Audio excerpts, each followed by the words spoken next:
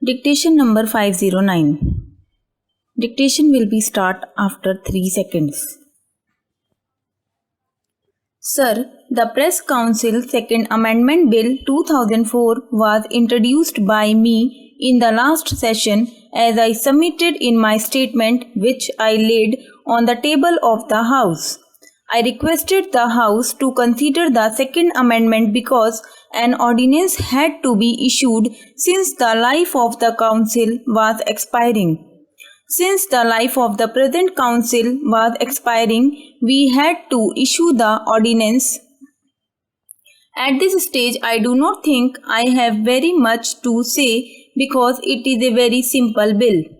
It is only trying to extend the life of the Press Council till the end of the year.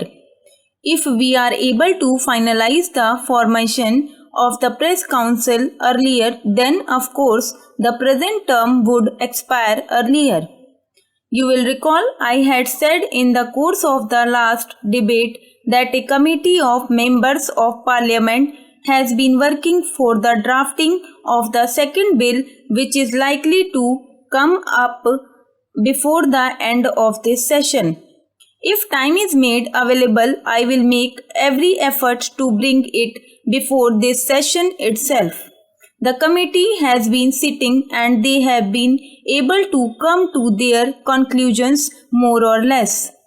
It is now in the drafting stage and I hope it will be possible for me to bring the bill before the House soon. I would not like to go into the merits and demerits of the new bill at this stage.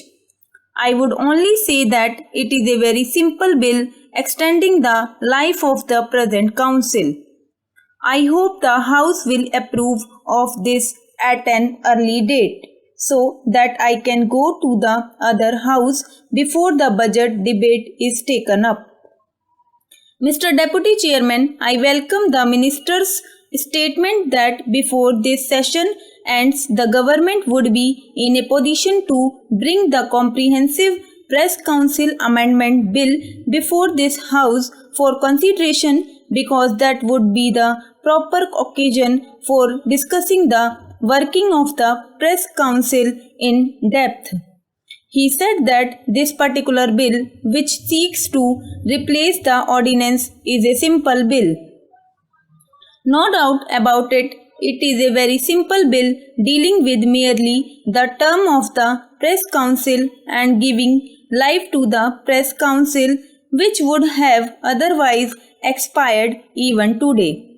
I do not object to the contents of the bill, but I take strong exception to the procedure followed by the government in this regard. It has been my general objection that Article 123 of the Constitution, which empowers the President to promulgate ordinances during the recess of Parliament, is a very special power. It is an extraordinary power which has to be exercised with very great caution and care and only in an emergent situation. Unfortunately, with this government, Article 123 has become a matter of routine.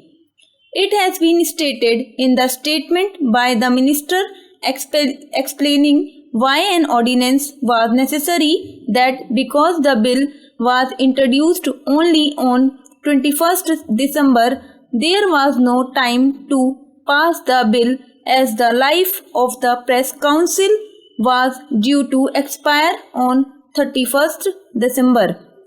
For this reason, there was no option except to take recourse to an ordinance. My submission to the government would be that the government was fully in the know that the term of the Press Council was due to expire on 31st December. This was not something which suddenly come out.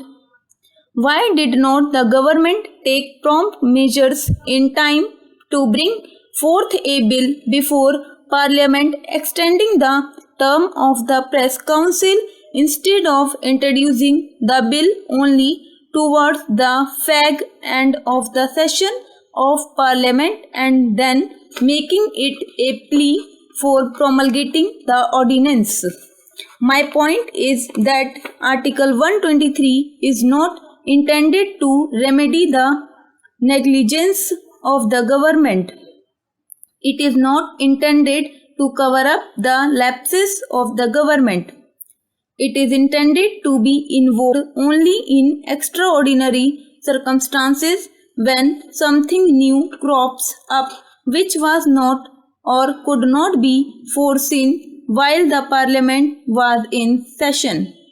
Suppose, for instance, between the 21st or 22nd December, when the Parliament session ended, and the 31st December, something had happened which made it absolutely obligatory for the government to have recourse to this ordinance making power, then I could have understood it. But in this case, I would say that this is only another manifestation of the government's habit of taking recourse to ordinances.